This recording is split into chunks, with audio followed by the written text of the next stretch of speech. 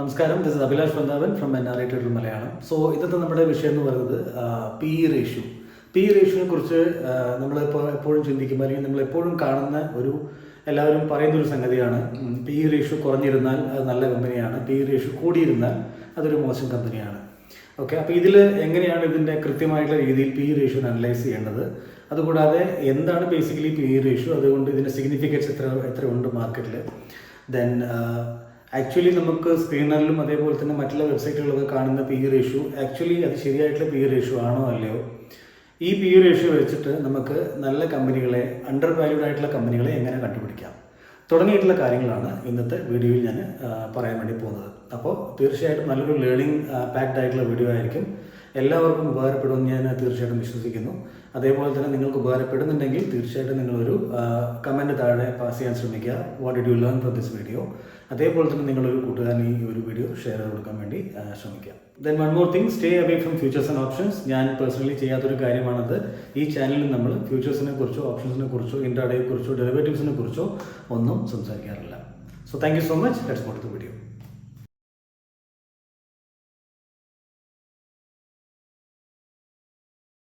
So എന്താണ് PE ratio എന്ന് ചോദിച്ചു കഴിഞ്ഞാൽ, PE റേഷ്യോ ഈസ് സിംപ്ലി പണ്ട് സമയങ്ങളിൽ 1900s US തുടങ്ങിയ ഒരു സംഗതിയാണിത്. അന്നത്തെ സ്റ്റീൽ കമ്പനീസൊക്കെ ആ സമയത്ത് അവിടെ സ്റ്റീലിൻ്റെ പ്രൊഡക്ഷൻ ഒരു ബൂമിൽ വന്നിരുന്നു. അപ്പോൾ ആ സമയത്ത് അതിനകത്ത് ഇൻവെസ്റ്റ് ചെയ്യുന്ന ആൾക്കാർക്ക് അവർ ഇൻവെസ്റ്റ് ചെയ്ത പൈസ തിരിച്ച് മാർക്കറ്റിൽ നിന്ന് അവർക്ക് കിട്ടാൻ സാധ്യതയുണ്ട്, അല്ലെങ്കിൽ അത് എത്ര വർഷം എടുക്കും എന്നുള്ള കാൽക്കുലേഷൻ ചെയ്യാൻ വേണ്ടിയിട്ട് അന്ന് അവർ ഉപയോഗിച്ചൊരു ഫോർമുലയാണ് market price share divided by earning per share, EPS. PE ratio കണ്ടുപിടിക്കാൻ നമുക്ക് രണ്ട് വിധത്തിൽ പറ്റും. ഒന്നെങ്കിൽ നമ്മൾ എന്ത് ചെയ്യുക, കമ്പനിയുടെ ടോട്ടൽ മാർക്കറ്റ് ക്യാപ്പ് ഉണ്ടല്ലോ 2,15,704 lakh crore. ഓക്കെ, ഇതാണ് കമ്പനിയുടെ മാർക്കറ്റ് ക്യാപ്പ് എന്ന് പറയുന്നത്. അപ്പോൾ ഈ മാർക്കറ്റ് ക്യാപ്പിനെ നമ്മൾ എന്ത് ചെയ്യുക, കമ്പനിയുടെ ടോട്ടൽ നെറ്റ് പ്രോഫിറ്റുമായിട്ട് ഡിവൈഡ് ചെയ്ത് നോക്കുക. ഓക്കെ, അപ്പോൾ see the total net profit is how much? Here you can see net profit and loss 3710 അല്ലേ. അപ്പോൾ ടോട്ടൽ നെറ്റ് പ്രോഫിറ്റിനെ ടോട്ടൽ മാർക്കറ്റ് ക്യാപ്പും ഡിവൈഡ് ചെയ്ത് കഴിഞ്ഞാൽ നമുക്ക് PE റേഷ്യോ കണ്ടുപിടിക്കാം. അത് ഒന്നാമത്തെ രീതിയാണ്. രണ്ടാമത്തെ രീതി എന്താണെന്ന് വെച്ചാൽ കറൻറ്റ് പ്രൈസിനെ 2249 എന്ന കറൻറ്റ് പ്രൈസിന് നമ്മൾ ഏർണിംഗ് പെർ ഷെയറോട് ഡിവൈഡ് ചെയ്താലും നമുക്ക് PE റേഷ്യോ കണ്ടുപിടിക്കാൻ വേണ്ടി പറ്റും. സോ നമുക്കൊന്ന് ചെയ്ത് നോക്കാം. 2715 അല്ലേ, മാർക്കറ്റ് ക്യാപ്പ് 2715 ആണ്. ദെൻ നമ്മൾ പോവുകയാണ് കാൽക്കുലേറ്റർ പോയി അവിടെ 2715 കൊടുത്തു, ഡിവൈഡഡ് ബൈ എത്രയാണ് നമ്മൾ ചെയ്യേണ്ടത്, divided by total net profit അല്ലേ. ടോട്ടൽ നെറ്റ് പ്രോഫിറ്റ് എത്രയാണ് അവിടെ കാണിക്കുന്നത്, 3710. ഓക്കെ, അപ്പോൾ 3710 divided by 3710, so that is 58.14. ഇങ്ങനെ ചെയ്തപ്പോൾ നമുക്ക് 58.14 കിട്ടി. ഇതെന്താണ് കാണിക്കുന്നത്, ആക്ച്വലി ഇവിടെ 58.14 ഇവിടെ നമുക്ക് വന്നെങ്കിലും സ്റ്റോക്കിൻ്റെ PE ഇവിടെ കാണിക്കുന്നത് 54 ആണ് അല്ലേ. അപ്പോൾ എന്തുകൊണ്ട് കാണിക്കുന്നു അങ്ങനെ ചോദിച്ചു കഴിഞ്ഞാൽ, ഇത് ഒരു രീതിയാണ് നമ്മളിപ്പോൾ കാണിച്ചത്. ഇയർലി നെറ്റ് പ്രോഫിറ്റ് കൊണ്ട് മാർക്കറ്റ് ക്യാപ്പിനെ ഡിവൈഡ് ചെയ്യുമ്പോൾ ഉള്ള PE റേഷ്യോ ആണ്. നമുക്ക് രണ്ട് വഴികളിൽ നമുക്ക് PE റേഷ്യോ കണ്ടുപിടിക്കാമെന്ന് ഞാൻ പറഞ്ഞു. ഒന്നാമത്തെ വഴി market cap divided by total net profit, അല്ലെങ്കിൽ കറൻറ്റ് പ്രൈസ് 2249 എന്ന കറൻറ്റ് പ്രൈസിന് നമ്മൾ എന്ത് ചെയ്യുക, ട്രെയിലിംഗ് 12 മന്തിൻ്റെ EPSുമായിട്ട് ഡിവൈഡ് ചെയ്യുക. അപ്പോൾ ട്രെയിലിംഗ് 12 മന്തിൻ്റെ EPS നമുക്ക് ഇവിടെ സ്ക്രീനറിൽ അപ്ഡേറ്റ് ആയിട്ടില്ല. ഞാനത് എടുത്തേക്കുന്നത് ട്രെയിലിംഗ് 12 മന്തിൻ്റെ കണ്ടില്ലേ, ഇവിടെ 38.23 ആണ് വന്നിട്ടുള്ളത് ഇവിടെ. പക്ഷേ ഇത് ശരിയല്ല. ഇതിൻ്റെ ആക്ച്വൽ ഡാറ്റ എന്ന് പറയുന്നത് ട്രെയിലിംഗ് 12 മന്തിലെ വാല്യൂ ആണ് 40.98. ഇതെനിക്ക് ആനുവൽ റിപ്പോർട്ടിൽ നിന്ന് കിട്ടിയതാണ് EPS വാല്യൂ. അതാണ് ഇതിൻ്റെ കറൻറ്റ് ആയിട്ടുള്ള ട്രെയിലിംഗ് 12 മന്തിലെ EPS. ഓക്കെ,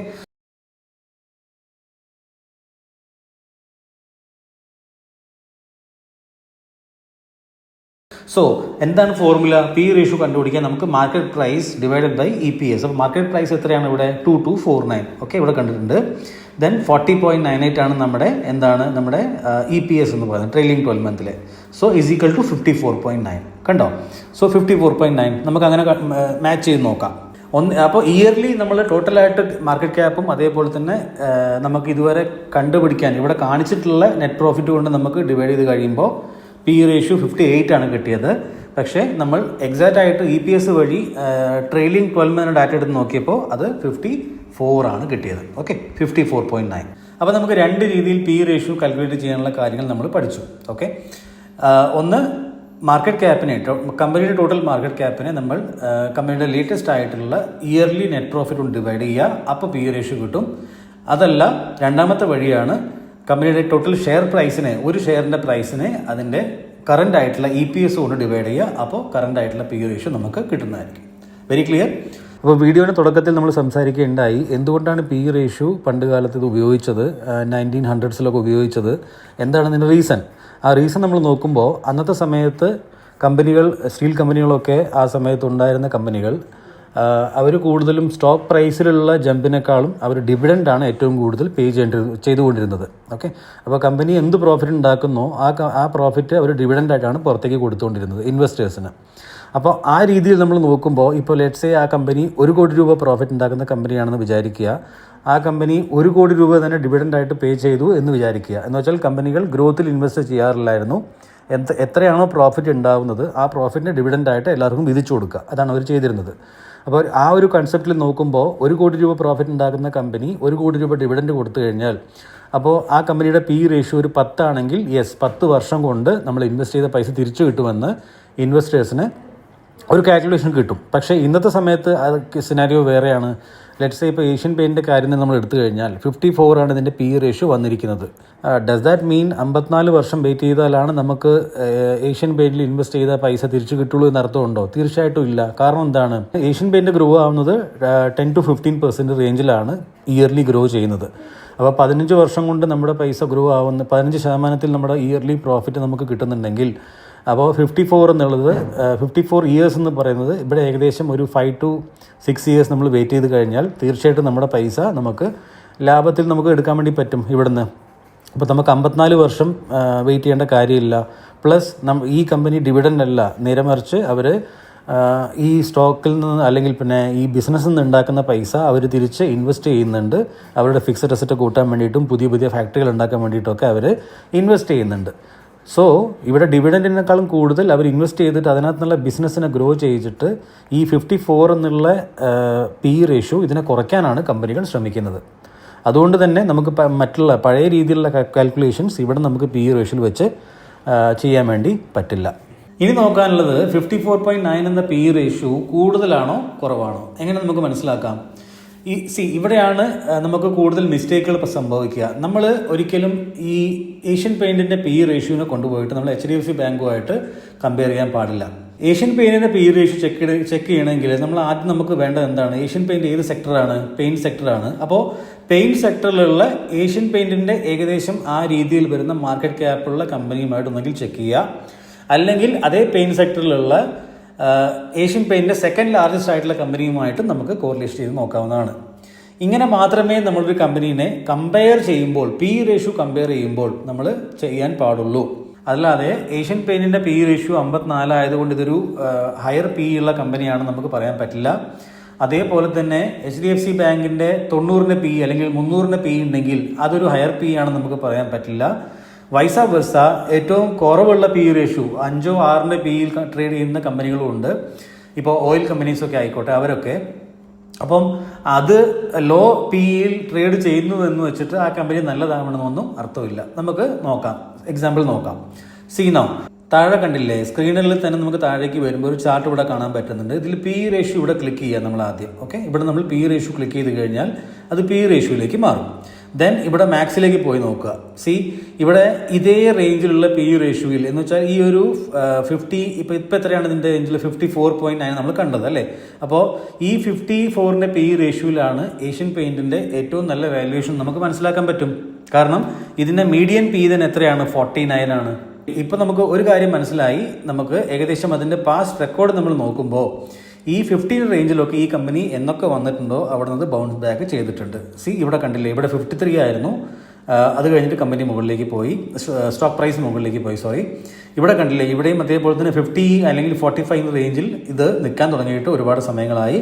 അപ്പോൾ ഇനി അതിന് സമയമാകുമ്പോൾ മുകളിലേക്ക് പോകും. അപ്പോൾ ഇപ്പോഴിത് വാങ്ങാൻ പറ്റിയ സമയമാണോ എനിക്കറിയില്ല, ഞാനിത് റെക്കമെൻഡേഷൻ ഒന്നും തരുന്നില്ല. പക്ഷേ ഏഷ്യൻ പെയിൻറ്റ് തീർച്ചയായിട്ടും ഇതേ പി റേഷ്യോയിൽ ഇതിനു മുമ്പ് ട്രേഡ് ചെയ്തിട്ടുണ്ട്. അതുകൊണ്ട് ഇതൊരു നല്ല പി റേഷ്യോ ആണ്.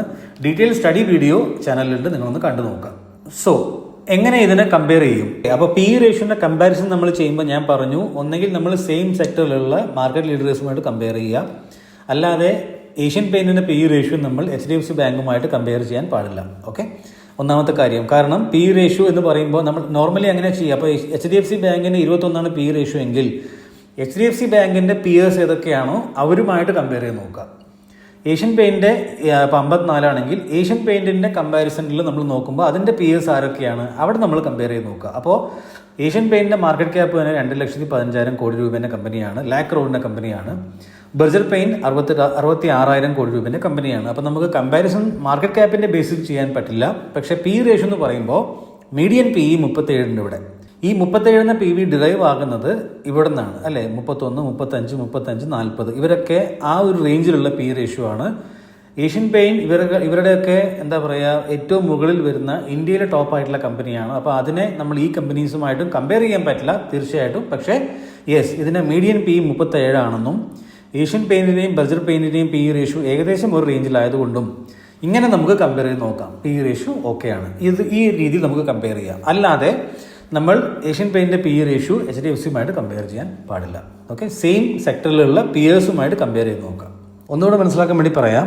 ഇപ്പോൾ IT സെക്ടറാണെന്ന് വിചാരിക്കുക. IT സെക്ടറിൽ തന്നെ പിന്നെ നമ്മൾ ഇപ്പോൾ IT സോഫ്റ്റ്വെയർ അതേപോലെ തന്നെ സോഫ്റ്റ്വെയർ പ്രൊഡക്ട്സിൻ്റെ ഏറ്റവും ചെറിയ കമ്പനികളിൽ വരെ നമ്മൾ എത്തി. ഓക്കെ, അതിൽ തന്നെ നമ്മൾ ഏതാണ് ഇപ്പോൾ ഒറാക്കിൾ ഫിനാൻസ്, അതേപോലെ തന്നെ CE ഇൻഫോസിസ്റ്റം തുടങ്ങിയിട്ട് ഇഷ്ടംപോലെ കമ്പനികളുണ്ട്. ഇവരെ തന്നെ മീഡിയം പി എത്രയാണ് ഇവിടെ 34 അപ്പോൾ ഈ ഒരു മാർക്കറ്റ് ക്യാപ്പിന് റേഞ്ചിൽ വരുന്ന കമ്പനികളെ നമുക്ക് ഈ ഒരു രീതിയിൽ നമുക്ക് എന്താ പറയുക പിന്നെ നോക്കാൻ വേണ്ടി പറ്റും. എന്ന് വെച്ചാൽ 34 ഇവരുടെ മീഡിയൻ പി വരുന്നത്. അപ്പോൾ അവരുടെ മീഡിയൻ പി എവിടെയാണ് ഇപ്പോൾ ഉള്ളത്? അപ്പോൾ നമുക്ക് അത്യാവശ്യം താഴെ കാണുന്നത് ടെൻല പ്ലാറ്റ്ഫോമാണ്. അതേപോലെ തന്നെ ഈ ഒരു കമ്പനിയുണ്ട് അല്ലേ, ന്യൂക്ലിയസ്. ഇത് മാത്രമേ നമുക്കിവിടെ കാണാൻ പറ്റുന്നുള്ളൂ. ബാക്കിയെല്ലാം അതിന് മുകളിലാണ് ട്രേഡ് ചെയ്യുന്നത്. ഒറാക്കിളും ഉണ്ട് 31. എന്ന് വെച്ചാൽ ചെറിയ മാർക്കറ്റ് ക്യാപ്പുള്ള കമ്പനികളെ അവരുടെ മീഡിയൻ പി വെച്ച് കമ്പയർ ചെയ്യുക. ദെൻ അഗൈൻ വലിയ കമ്പനികളുടെ കാര്യങ്ങൾ പറയുമ്പോൾ TCS, Infosys, HCL technologies, Wipro നമുക്ക് അറിയുന്ന നമ്മുടെ മനസ്സിൽ വരുന്ന പേരുകളാണ്. ഇവരുടെ പി നോക്കിക്കോളൂ, 25, 24, 25, 19 കണ്ടില്ലേ? ഈ രീതിയിലാണ് അവരുടെ പി റേഷ്യോ പോകുന്നത്. അപ്പോൾ അതിനകത്ത് ഏറ്റവും കുറവുള്ള ഏതാണ്? 19 വിപ്രോ തന്നെയാണ് ഇപ്പോൾ ഏറ്റവും കുറവ് എനിക്ക് കാണാൻ വേണ്ടി പറ്റുന്നത്. റൈറ്റ്, അപ്പോൾ ഈ രീതിയിൽ നമുക്ക് കമ്പയർ ചെയ്യാം. ഓക്കെ, സോ അതാണ് ഞാൻ പറയാൻ ഉദ്ദേശിക്കുന്നത്. ഇപ്പം നമ്മളിവിടെ HDFC ബാങ്ക് എന്ന് ടൈപ്പ് ചെയ്തു. HDFC ബാങ്കിൻ്റെ ടോട്ടൽ മാക്സ് നമ്പറിലെ പി റേഷ്യോ എത്രയാണ്? ഏറ്റവും താഴെയാണ് ഇപ്പോൾ ഉള്ളത്, 21 PE ഉള്ളത്. ഓക്കെ, ഇത് ഇപ്പോൾ ഇതിൻ്റെ ലാസ്റ്റ് ഓവർ ദ ഇയേഴ്സ് ഇത്രയും കുറഞ്ഞ പി റേഷ്യോയിൽ ഇവിടെയാണ് ഉണ്ടായിരുന്നത്. ഏകദേശം 16 PE റേഷ്യോയിൽ ഈ ബാങ്ക് അവൈലബിൾ ആയിരുന്നു. അത് കഴിഞ്ഞ് ഇപ്പോൾ ഇത് 20 ആണ്. ഓക്കെ, അപ്പോൾ ഹിസ്റ്ററി വൈസ് നമുക്ക് ചെക്ക് ചെയ്യാൻ വേണ്ടി പറ്റും. എന്ന് വെച്ചാൽ എന്താണോ ആ സ്റ്റോക്കിൻ്റെ തന്നെ പാസ്റ്റ് ഹിസ്റ്ററി എന്താണോ ആ രീതിയിൽ നമുക്ക് പി റേഷ്യോനെ ചെക്ക് ചെയ്യാൻ വേണ്ടി പറ്റും. അപ്പോൾ നമ്മൾ നോക്കുക, ഇവിടെ വന്ന് നോക്കുക. ഓക്കെ, ഈ ഒരു 21 റേഞ്ചിൽ എപ്പോഴൊക്കെ ഈ കമ്പനി വന്നിട്ടുണ്ട്, 16 അല്ലേ, ഇവിടെയൊക്കെ 22, 23 അല്ലേ, ഈ രീതിയിലൊക്കെ വന്നിട്ടുണ്ട്. ഇത് ഏകദേശം 40-47 പി റേഷ്യോയിലും ട്രേഡ് ചെയ്യുന്ന സമയം ഉണ്ടായിരുന്നു ഒരുപാട് മുമ്പ്. അപ്പോൾ ഈ കമ്പനീൻ്റെ പാസ്റ്റ് റെക്കോർഡ് നമ്മൾ നോക്കുമ്പോഴും it's an okay P right now. അതേപോലെ തന്നെ HDFC ബാങ്കിൻ്റെ പി റേഷ്യോ, ബാങ്കിങ് സെക്ടറിൻ്റെ പി റേഷ്യോൻ്റെ ടോട്ടൽ മീഡിയൻ പി എടുത്താണ് 13. അപ്പോൾ 13 ഉള്ള പി റേഷ്യോയിലാണ് ബാങ്കിങ്ങിൻ്റെ ടോട്ടൽ സ്റ്റോക്കുകളുള്ളത്. ആ രീതിയിൽ വെച്ച് നമ്മൾ നോക്കുമ്പോൾ ഇത് കണ്ടില്ലേ, ടോപ്പിൽ HDFC ബാങ്കിൻ്റെ 21 ഇപ്പോൾ ഉള്ളത്. അതേ ഏകദേശം അതിൻ്റെ താഴെ വരുന്നതാണ് ICICI ബാങ്ക്, 20 PE ആണ്. കോട്ടക് ബാങ്ക് 21. അപ്പോൾ ഈ ടോപ്പിലുള്ള ഇത്രയും വലിയ മാർക്കറ്റ് ക്യാപ്പുള്ള കമ്പനികളെ നമുക്ക് ഏകദേശം ഒരു പിയിൽ തന്നെ നമ്മൾ നോക്കിയാലും കുഴപ്പമില്ല. അപ്പോൾ കോട്ടക്, ICICI, HDFC ബാങ്ക് 20, 21 എന്ന് പറയുമ്പോൾ ഓക്കെ, ഇത് ഏകദേശം നല്ലൊരു പി റേഷ്യോയിലാണ് ഈ 3 ബാങ്കുകൾ ഉള്ളതെന്ന് നമുക്ക് പറയാൻ വേണ്ടി പറ്റും. ഇൻഡസ്ഇൻഡ് ബാങ്കും അതേപോലെ തന്നെ യെസ് ബാങ്കും നിങ്ങൾ നോക്കിക്കഴിഞ്ഞാൽ 27, 24 പിയിലാണ് ഉള്ളത്. Whereas median P is only 13. അപ്പോൾ this is an over valued part. Now ഇതിൻ്റെ റീസൺസ് എന്തൊക്കെയാണെന്നും ഇത് ശരിക്കും ഓവർ വാല്യൂഡ് ആണോ എന്നുള്ള കാര്യങ്ങളൊക്കെ നമുക്ക് ചെക്ക് ചെയ്യണം കേട്ടോ. അത് ആക്ച്വലി പി റേഷ്യോ അവിടെ കൊടുത്തിരിക്കുന്നത് ശരിയാണോ, അതല്ല നമ്മൾ ഇനിയും ഫോർവേഡ് പി കാൽക്കുലേറ്റ് ചെയ്യുമ്പോൾ ഇതിൻ്റെ പി ഇത്രയല്ല, ഇതിനേക്കാളും കുറയാൻ സാധ്യതയുണ്ടോ എന്നുള്ള കാൽക്കുലേഷൻ നമുക്ക് ചെയ്യാൻ വേണ്ടി പറ്റും.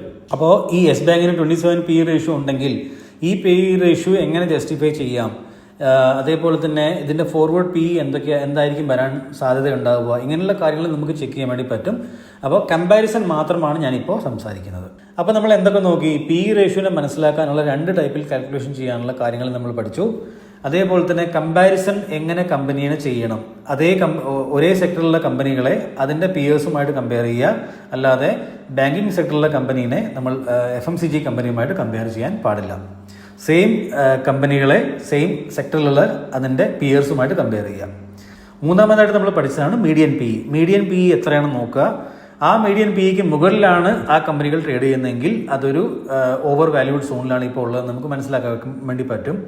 അതല്ല മീഡിയം പിൻ്റെ ഏകദേശം റേഞ്ചിലാണ് ഇപ്പോൾ ഉള്ളതെങ്കിൽ അതൊരു നല്ലൊരു സ്റ്റേജിലായിരിക്കും ആ കമ്പനി ഉണ്ടാവുക, പ്രൊവൈഡഡ് ബാക്കി കാര്യങ്ങൾ കൂടി നമ്മൾ ചെക്ക് ചെയ്യണം.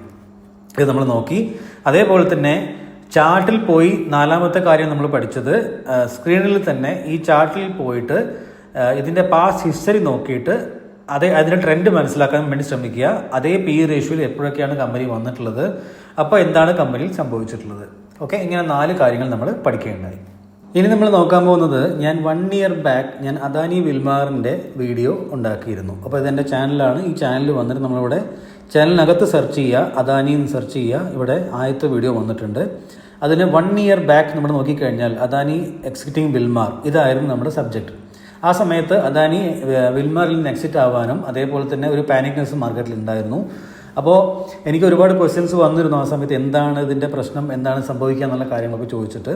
ഞാൻ അന്നും ഈ വീഡിയോയിൽ നിങ്ങൾ കണ്ടാൽ നിങ്ങൾക്ക് മനസ്സിലാവും ഞാൻ എന്താണ് പറഞ്ഞിട്ടുള്ളത് എന്നുള്ള കാര്യം.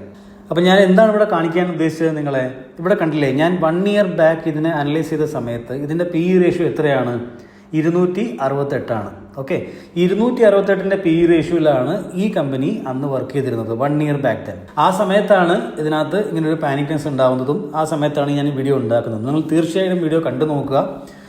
ഇതിനകത്ത് നിങ്ങൾക്ക് ഒരുപാട് പഠിക്കാൻ കിട്ടും. ഇതെങ്ങനെയാണ് നമ്മൾ അന്ന് ഇത്രയും ഹയർ പി ഉണ്ടായിട്ടും എങ്ങനെ ഇതിനെ അനലൈസ് ചെയ്തു. അതേ കമ്പനി 1 ഇയർ കഴിഞ്ഞപ്പോൾ, ഞാൻ ആ സമയത്ത് ഈ വീഡിയോ ഉണ്ടാക്കിയ സമയത്ത് പറഞ്ഞിരുന്നു ഈ പി റേഷ്യോ ഇവിടുന്ന് ഇനി കുറയും. ഓക്കെ, കുറയാനുള്ള കംപ്ലീറ്റ് ആയിട്ടുള്ള സാധ്യതകൾ ഈ കമ്പനിയിൽ കാണുന്നുണ്ട്. അത് തന്നെയാണ് നിങ്ങളിവിടെ നോക്കിക്കഴിഞ്ഞാൽ ഇവിടെ സംഭവിച്ചിട്ടുള്ളത്. ഇപ്പോൾ എത്രയാണ് അതിൻ്റെ പി റേഷ്യോ, 28 മാത്രമാണ്. റൈറ്റ്. ഈ കമ്പനിയുടെ മീഡിയൻ പി എത്രയാണ്, 89. 89-നേക്കാളും ഒരുപാട് താഴെയാണ്, 27 ഈ കമ്പനി ഇപ്പോൾ ട്രേഡ് ചെയ്യുന്നത്. Okay, so you take your own decision. എനിക്ക് കമ്പനി സ്പെസിഫിക് ആയിട്ട് കാര്യങ്ങൾ പറയാൻ പറ്റില്ല. കുറച്ച് കാര്യങ്ങൾ കാണിച്ചു തരാൻ വേണ്ടിയിട്ട് കമ്പനീസിൻ്റെ പേര് പറഞ്ഞേ പറ്റുള്ളൂ. അപ്പോൾ ഫോർവേഡ് പി എങ്ങനെയാണ് കാൽക്കുലേഷൻ ചെയ്യുക, ഏഷ്യൻ പെയിൻറ്റിൻ്റെ അതേ ഉദാഹരണം വെച്ച് നമുക്ക് നോക്കാം. ഫോർവേഡ് പി കാൽക്കുലേഷൻ ചെയ്യണം നമുക്ക് എന്തൊക്കെ വേണം, EPS വേണം, ഫ്യൂച്ചറിലെ EPS വേണം, ഫ്യൂച്ചറിലെ പ്രോഫിറ്റ് ഗ്രോത്ത് വേണം. ഓക്കെ, അപ്പോൾ ഇവിടെ നമ്മൾ ചെയ്ത പോലെ തന്നെ 10% കമ്പനി ഫ്യൂച്ചറിൽ നെറ്റ് പ്രോഫിറ്റ് പോസ്റ്റ് ചെയ്യാൻ പോകുന്നത് എന്ന് നമ്മൾ അസ്യൂം ചെയ്യുന്നു. എന്ന് വെച്ചാൽ ഇവിടെ നമ്മളിപ്പോൾ ഈ 3710 എന്നുള്ളത് കുറച്ച് കൂട്ടിയിട്ട് 10% കൂട്ടിയിട്ടാണ് അടുത്ത വർഷം ഇവർ പോസ്റ്റ് ചെയ്യുക എന്ന് നമ്മൾ ഇപ്പോഴേ അസ്യൂം ചെയ്യുന്നു. ഓക്കെ, അങ്ങനെ നമ്മൾ അസ്യൂം ചെയ്യുമ്പോൾ നമുക്ക് കിട്ടുന്ന കാൽക്കുലേഷനാണ് 3710 ഇപ്പോഴത്തെ കറൻറ്റ് ആയിട്ടുള്ള net profit. Projected net profit അടുത്ത വർഷം ഒരു 15% കൂടുമെന്ന് ഞാൻ വിചാരിക്കുന്നു. അങ്ങനെയാവുമ്പോൾ നമുക്ക് 4266 കോടി രൂപയായിരിക്കും ഇവരുടെ നെറ്റ് പ്രോഫിറ്റ് ഉണ്ടാവുക എന്ന് ഞാൻ പ്രതീക്ഷിക്കുന്നു. ഇനി നമുക്ക് വേണ്ടത് EPS ആണ്, ഫ്യൂച്ചർ EPS. അപ്പോൾ EPS എങ്ങനെ കണ്ടുപിടിക്കാം, projected net profit divided by total shares. എന്ന് വെച്ചാൽ പ്രൊജക്റ്റഡ് നെറ്റ് പ്രോഫിറ്റ് നമുക്കിവിടെ കിട്ടി 4266 കോടി രൂപ ഡിവൈഡഡ് ബൈ ടോട്ടൽ ഷെയർസ്. അത് ഇവിടെ തരാണ്, ഇക്വിറ്റി ക്യാപിറ്റൽ 96 ആണ്. അപ്പോൾ 96 നമ്മളിവിടെ എടുത്തു, total number of shares. Okay, അപ്പോൾ നമുക്ക് എത്ര കിട്ടി, 44.43 ആയിരിക്കും. 15% ഏഷ്യൻ പെയിൻറ്റിൻ്റെ ബിസിനസ് ഗ്രോ ആയി കഴിഞ്ഞാൽ അടുത്ത വർഷം ഏഷ്യൻ പെയിൻറ്റിൻ്റെ, ഇങ്ങനെയാണ് നമ്മൾ അടുത്ത ഒരു പ്രൊജക്റ്റഡ് പി റേഷ്യോ കണ്ടുപിടിക്കുക. അങ്ങനെയാണ് നമ്മൾ ഇതൊരു ഓക്കെ പി ആണ് എന്നുള്ളൊരു നിഗമനത്തിൽ നമുക്ക് എത്താൻ വേണ്ടി പറ്റുക. ഇനിയിപ്പോൾ 15% പോസ്റ്റ് ചെയ്തിട്ടില്ല, ഒരു 10% അല്ലെങ്കിൽ 8% മാത്രമേ ബിസിനസ് ഗ്രോ ചെയ്തിട്ടുള്ളൂ എങ്കിലും ഇപ്പോഴത്തെ പി റേഷ്യോയിൽ ഏകദേശം ഒരു 54 ആണെങ്കിൽ 52-50 റേഞ്ചിൽ എത്തുമായിരിക്കും. അപ്പോഴും ഇതിൻ്റെ പിയേഴ്സുമായിട്ട് കമ്പയർ ചെയ്യുമ്പോഴും it will be an okay P. So ഇങ്ങനെയാണ് നമുക്ക് പി റേഷ്യോ ഉപയോഗിച്ചിട്ട് മൾട്ടിപ്പിൾ ആയിട്ടുള്ള രീതിയിൽ കമ്പനികളെ കണ്ടുപിടിക്കാനും അതേപോലെ തന്നെ അനലൈസ് ചെയ്യാനും പറ്റുന്നത്. ഇതാണ് ഇതിൻ്റെ ശരിയായിട്ടുള്ള മെത്തേഡ്. ഓക്കെ, നിങ്ങൾക്ക് വീഡിയോ ഇഷ്ടപ്പെട്ടിട്ടുണ്ടെങ്കിൽ തീർച്ചയായിട്ടും ഷെയർ ചെയ്യാൻ മറക്കരുത്, ലൈക്ക് ചെയ്യാൻ മറക്കരുത്, അതേപോലെ തന്നെ നിങ്ങളുടെ ഒരു കമൻറ്റ് താഴെ പാസ് ചെയ്യാൻ മറക്കരുത്. ഇത്രയും നേരം നിങ്ങൾ ഈ വീഡിയോ കണ്ടിട്ടുണ്ടെങ്കിൽ നിങ്ങൾക്ക് സ്റ്റോക്ക് മാർക്കറ്റിനെ കുറിച്ച് കൂടുതലായിട്ട് പഠിക്കണം എന്ന് നിങ്ങൾ ആഗ്രഹിക്കുന്നുണ്ടെങ്കിൽ നിങ്ങൾക്ക് തീർച്ചയായിട്ടും എൻ്റെ ഈ സ്റ്റോക്ക് മാർക്കറ്റിൻ്റെ കോഴ്സ് നിങ്ങൾക്ക് ആക്സസ് ചെയ്ത് നോക്കാവുന്നതാണ്. ഇതിൽ ഇഷ്ടം പോലെ ഇതുവരെ അറ്റൻഡ് ചെയ്തിട്ടുള്ള ആൾക്കാരുടെ റിവ്യൂസ് നിങ്ങൾക്ക് വായിച്ച് നോക്കാവുന്നതാണ്. ഏകദേശം 500+ ആളുകൾ ഇതുവരെ ഇതിനകത്ത് അവരുടെ സ്റ്റോക്ക് മാർക്കറ്റ് ജേർണി തുടങ്ങിയിട്ടുണ്ട് ഇൻ ദ ലാസ്റ്റ് 1.5 ഇയർ. അവരുടെയൊക്കെ ടെസ്റ്റിമോണിയൽ വീഡിയോസ് നിങ്ങൾക്ക് ഈ വെബ്സൈറ്റിൽ നിങ്ങൾക്ക് കാണാൻ വേണ്ടി പറ്റും. അപ്പോൾ അതൊക്കെ നിങ്ങളൊന്ന് ചെക്കൗട്ട് ചെയ്ത് നോക്കുക. അതിനുശേഷം why you should buy this course ഞാനിവിടെ കൊടുത്തിട്ടുണ്ട്. എന്താണ് നിങ്ങൾക്ക് അതിൻ്റെ ഗുണങ്ങൾ നിങ്ങൾക്കിവിടെ കിട്ടുക എന്നുള്ള കാര്യം. Now how to buy this I will tell you. നിങ്ങളുടെ ഗൂഗിൾ NRI ട്രേഡർ മലയാളം എന്ന് ടൈപ്പ് ചെയ്യാം, അല്ലെങ്കിൽ ഈ വീഡിയോൻ്റെ താഴെ നിങ്ങൾക്ക് അതിൻ്റെ ലിങ്ക് ലഭിക്കുന്നതാണ്. അവിടെ വന്നിട്ട് ആ ഒരു ഫസ്റ്റ് വെബ്സൈറ്റിൽ നിങ്ങൾ ക്ലിക്ക് ചെയ്യുക. അവിടെ നമ്മുടെ ഈ വെബ്സൈറ്റ് വരും. അതിനകത്ത് കോഴ്സസിൽ പോവുക. ഇവിടെയാണ് കോഴ്സ് എന്നുള്ളത്. അതിൽ പോയിട്ട് ഇവിടെ മാസ്റ്ററിങ് ദ മാർക്കറ്റ്, ഇതാണ് നമ്മുടെ കോഴ്സ് എന്ന് പറയുന്നത്. ഇതിൽ എന്തൊക്കെ കണ്ടൻറ്റാണ് ഉള്ളത്, അതിൻ്റെ ഡിസ്ക്രിപ്ഷൻസ് എന്തൊക്കെയാണ്, ഇതൊക്കെ നിങ്ങൾ വായിച്ച് നോക്കാം. എന്നിട്ട് നിങ്ങൾക്ക് ഡിസിഷൻ എടുക്കാൻ നിങ്ങൾക്ക് പറ്റും. അതേപോലെ തന്നെ കോഴ്സ് കണ്ടൻറ്റ് നിങ്ങൾ നോക്കിക്കഴിഞ്ഞാൽ പിന്നെ എൻ്റെ സ്റ്റോക്ക് മാർക്കറ്റിൻ്റെ ഏർണിങ്സ് എത്രയുണ്ട്, അതേപോലെ തന്നെ ട്രേഡിംഗ് മൈൻഡ് സെറ്റ് മുതൽ how to analyse the business, അതിനെക്കുറിച്ചുള്ള കംപ്ലീറ്റ് ആയിട്ടുള്ള ഡീറ്റെയിൽ അനലൈസിസ്, അതേപോലെ തന്നെ ഫണ്ടമെൻ്റൽ എന്തൊക്കെ കാര്യങ്ങൾ നമ്മൾ നോക്കണം ഒരു കമ്പനിയുടെ, അതിൻ്റെ കംപ്ലീറ്റ് അനലൈസിസ്, അതേപോലെ തന്നെ strategies, best of the best strategies ഞാനവിടെ കൊടുത്തിട്ടുണ്ട്. ഇനിയും കൂടുതൽ സ്ട്രാറ്റജീസ് അവിടെ വന്നുകൊണ്ടിരിക്കും. പിന്നെ ഫ്രോഡ് ചെക്സ്, എങ്ങനെ നമുക്കൊരു കമ്പനിയുടെ ഫ്രോഡ് ചെക്കുകൾ നമുക്ക് കൃത്യമായിട്ട് ചെയ്യാൻ പറ്റും, അതിനെക്കുറിച്ചിട്ടുള്ള ഒരു ഡീറ്റെയിൽഡ് ആയിട്ടുള്ള 3 പാർട്ടുകൾ അതിനകത്തുണ്ട്. ദെൻ നിങ്ങളുടെ ഒരു മൈൻഡ് സെറ്റ്, ഒരു സ്റ്റോക്ക് മാർക്കറ്റിൽ ഒരു വലിയ വെൽത്ത് ക്രിയേറ്റ് ചെയ്യണമെങ്കിൽ നിങ്ങൾക്ക് എങ്ങനത്തെ മൈൻഡ് സെറ്റ് നിങ്ങൾക്ക് വേണം, അങ്ങനത്തെ കാര്യങ്ങൾ അതിനകത്തുണ്ട്. പിന്നെ ഓപ്പറേറ്റേഴ്സ്, എന്താണ് ഓപ്പറേറ്റേഴ്സ്, അവരെന്താണ് ഈ മാർക്കറ്റിൽ ചെയ്യുന്നത്, അവരെങ്ങനെയാണ് പ്രൈസിനെ മാനിപ്പുലേറ്റ് ചെയ്യുന്നത്, ഇങ്ങനത്തെ കുറേ കാര്യങ്ങളെക്കുറിച്ചുള്ള ഡീറ്റെയിൽഡ് ആയിട്ടുള്ള ഒരു ക്ലാസ് അവിടെ കൊടുത്തിട്ടുണ്ട്. പിന്നെ നിങ്ങൾക്ക് എന്താ പറയുക, how to find the best stocks in 10 minutes, അതൊരു അഡീഷണൽ ആയിട്ടുള്ള, എന്ന് വെച്ചാൽ ഇതിനകത്ത് ഞാൻ അപ്ഡേറ്റ് ചെയ്തുകൊണ്ടേയിരിക്കുകയാണ്. എല്ലാ 6 മാസം അല്ലെങ്കിൽ 3 മാസം കൂടുമ്പോൾ ഞാൻ ഇതിനകത്ത് അപ്ഡേറ്റ് ചെയ്തുകൊണ്ടിരിക്കുകയാണ് ഓരോ കാര്യങ്ങളും. ഓക്കെ, ട്രേഡിംഗ് വ്യൂവിനെ കുറിച്ചുള്ള കംപ്ലീറ്റ് ആയിട്ടുള്ള ഓവർവ്യൂ, അതിലുള്ള സീക്രട്ട് ആയിട്ടുള്ള ട്രേഡിംഗ് ട്രിക്സ് എന്തൊക്കെയാണ്, പിന്നെ money management, how to manage your portfolio, ultimate guide അതിനകത്തുണ്ടാവും. നിങ്ങൾക്ക് നിങ്ങളുടെ പോർട്ട്ഫോളിയോ മാനേജ് ചെയ്യാനുള്ള എല്ലാ സംഗതികളും ഒരൊറ്റ ഗൂഗിൾ ഷീറ്റിൽ നിങ്ങൾക്ക് ചെയ്യാൻ വേണ്ടി പറ്റും. വിത്ത് യുവർ എന്താ പറയുക CAGR calculation, everything you can do there. പിന്നെ ഗൂഗിൾ ഷീറ്റ് എങ്ങനെ യൂസ് ചെയ്യാമെന്നുള്ള കാര്യങ്ങൾ കൊടുത്തിട്ടുണ്ട്. അങ്ങനെ ബാക്കിയുള്ള റോഡ് മാപ്പ്, എങ്ങനെ നമുക്ക് ഒരു 20,000 രൂപ മാസം ഉണ്ടാക്കുന്ന ആൾക്ക് വരെ സ്റ്റോക്ക് മാർക്കറ്റിൽ വിജയിക്കാം എന്നുള്ളതിൻ്റെ ഒരു കംപ്ലീറ്റ് ക്ലാസ് അവിടെ കൊടുത്തിട്ടുണ്ട്. ദെൻ നമ്മൾ പഠിച്ചിരിക്കുന്ന സ്ട്രാറ്റജീസിൻ്റെ ടെക്നിക്കൽ പാറ്റേൺസ് വരുമ്പോൾ ഞാനവിടെ അപ്ഡേറ്റ് ചെയ്യാറുണ്ട് നിങ്ങൾക്ക് പഠിക്കാൻ വേണ്ടിയിട്ട്. പിന്നെ ബാക്കിയുള്ളത് ലൈവ് ക്ലാസ്സും ലൈവ് Q&A സെഷൻസുമാണ്. ഇത്രയും കാര്യങ്ങൾ ഇവിടെ ഉണ്ട്. അതുകൂടാതെ ഇത്രയും സ്റ്റുഡൻസിൻ്റെ നിങ്ങൾ നോക്കിക്കഴിഞ്ഞാൽ പോസിറ്റീവ് റിവ്യൂസ് നിങ്ങൾക്ക് ഇവിടെ കാണാൻ വേണ്ടി പറ്റും. So you can read all those reviews as well. So thank you so much guys four everything.